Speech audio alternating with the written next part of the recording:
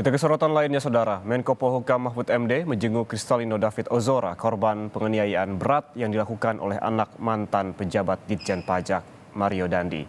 Mahfud menyebut kasus penganiayaan ini harus diusut dengan serius. Setelah mengunjungi korban, Mahfud menyebut kondisi David sudah mengalami kemajuan meskipun belum sadarkan diri.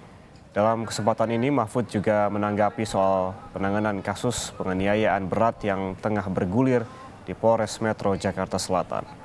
Mahfud mengatakan setuju jika pelaku yaitu Mario Dandi dijerat dengan pasal penganiayaan berat hingga pasal percobaan pembunuhan.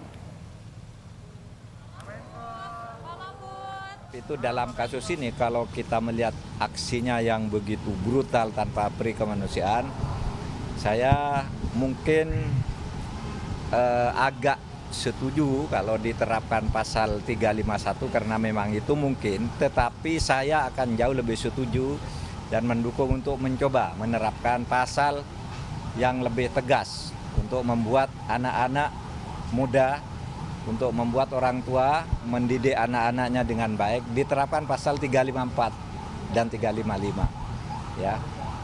Sehingga bisa lebih keras, lebih tegas gitu.